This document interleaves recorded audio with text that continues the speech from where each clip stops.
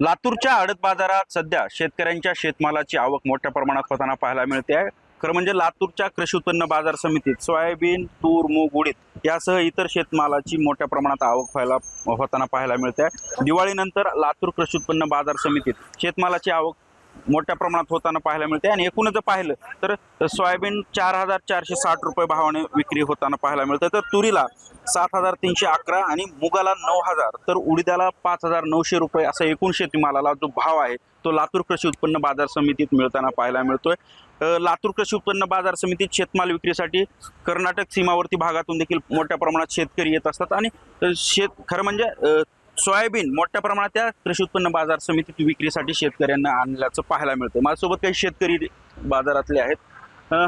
काय परिस्थिती आहे सध्या बाजारात, काय सोयाबीनला भाव मिळतोय आणि तुम्ही कुठून आलेत? सर मी उमरगा तालुक्यातून आलो.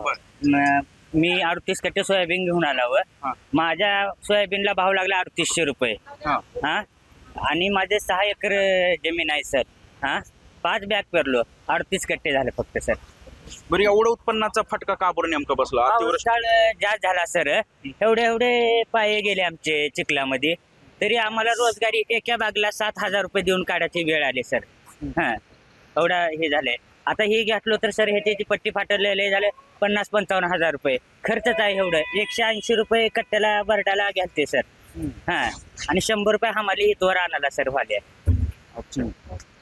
मग 15 शेतकऱ्यांच्या एकूण जर पाहिलं तर लागवड खर्च देखील निघत नसल्याचं शेतकऱ्यांच्या जे प्रतिक्रिया आहेत, भावना आहेत, समोर येताना पाहायला मिळतात.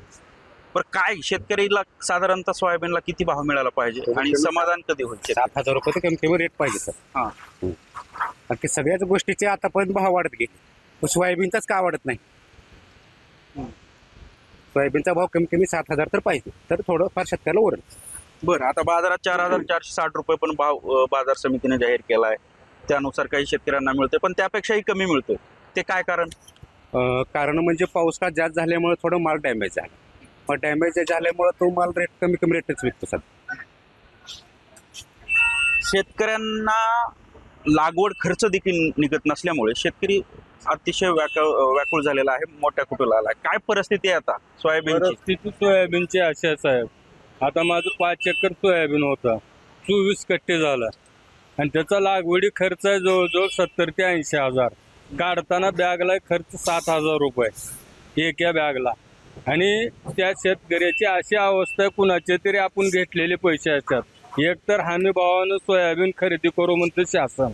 आज तर पावतो कुठलंच खरेदीचं हे नाही आणि सावकार दर्जापाशी येऊन बसतात आमचे सोयाबीनला घेतलेले पैसे द्या.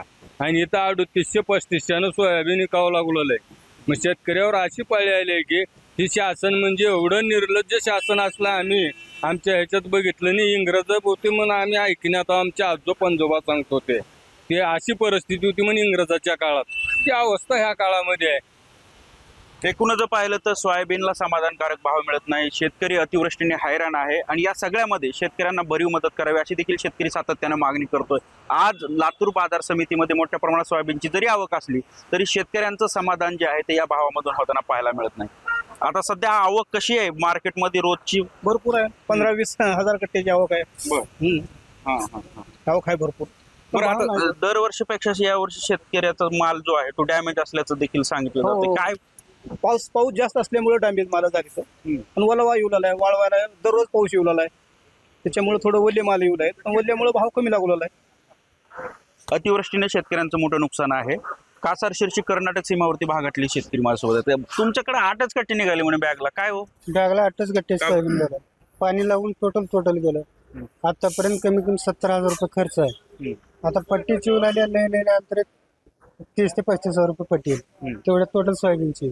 बरं, आता खर्च बी निघा ना की 70,000 रुपये खर्च आणि पट्टी 30,000 रुपये. सगळी गाडा कसा हाकायचा आता? आता पर्याय नाही करावं काय. रोजगार दम खान गेले तो आणून भरले बोललं सोयाबीन. तरी बी घेणं गेलं ती सोयाबीन. एवढ्या म्हणजे परिस्थिती एवढी खराब झाली आहे की सांगता बस. त्याला पर्यायच नाही आता म्हणून घालायचं पाळी म्हणून बरं, आता रब्बीची पेरणी देखील समोर आली आहे. शेतकऱ्यांना पेरणीसाठी देखील आता जुळवाजुळव करायची आहे. काय परिस्थिती आहे? आता मी एक आडते आहे सर, की माझं दुकान आहे गोविंदराम कसंबाळे कृषी उत्पन्न बाजार समितीमध्ये. मला शासनाला एवढंच म्हणायचं आहे की आमच्या ह्या मार्केटमध्ये सध्या बरेच लोक काम करतात, मजूर वर्ग आहेत. शासनाने हमी भाव जाहीर केला आहे ते हमी भावाचे जी फरक असतो मधला ही शासनानं द्यावं. ती जी पट्टी आहे समजा 44 गेलं 38 गेलं आणि शासनाची हमी भाव आहे तो फरक फक्त शासनानं द्यावा. नेमकं फरक हा शेतकऱ्याला द्यावा का आडत्याला द्यावा? नाही ही शेतकऱ्याच्या खात्यावर टाकावं ना. ही आमच्या जे पावत्या असतात अडतलांच्या जे ओरिजिनल ती बघावं शासनानं आणि ते शेतकऱ्याच्या खात्यावर टाकावं. कारण जेणेकरून हे आमच्या मार्केटमधले जे कामगार लोक आहेत ही उपाशी मरणार नाहीत. आणि जर शासनाने खरेदी चालू केलं म्हणजे तर marketमध्ये कोणी येणार नाही ना. शेतकऱ्यांसोबत कामगारांचे देखील प्रश्न आहेत. साधारणतः हमी भाव हा. 5,300 रुपये जाहीर आहे आणि बाजारात 4,400 रुपये भाव, साधारणतः 1 क्विंटलला 900 रुपयाचा फरक शेतकऱ्यांच्या मालाला मिळतो. त्यामुळे ही फरकाची रक्कम देखील शेतकऱ्यांच्या खात्यावर टाकावी अशा प्रकारची मागणी आहे. लातूर बाजारात साधारणतः 50,000 क्विंटल रोजची आवक सोयाबीनची होते आहे आणि त्याचबरोबर इतरही पिकाची आवक पाहायला मिळते. आपण जर बघितलं तर अशा प्रकारे मोठ्या प्रमाणात शेतमालाची आवक या बाजार समितीमध्ये पाहायला मिळते आहे. दिवाळीनंतर हा बाजार संपूर्णपणे फुल भरल्याचं पाहायला मिळतं आणि शेतकरी मोठ्या अपेक्षेने या ठिकाणी शेतमाल घेऊन येत आहेत. मात्र बाजारात भाव मिळत नसल्याने शेतकऱ्यांच्या पदरी पुन्हा निराशात दिसून येताना पाहायला मिळते. संदीप भोसले, सामटी न्यूज, लातूर. देश विदेशातील प्रत्येक घडामोडींचे लाईव्ह अपडेट मिळवण्यासाठी आता साम टीव्हीच्या सर्व सोशल मीडिया प्लॅटफॉर्मला लाईक, फॉलो आणि सबस्क्राईब करा. तसंच सर्व नोटिफिकेशनसाठी बेल आयकॉन प्रेस करायला विसरू नका.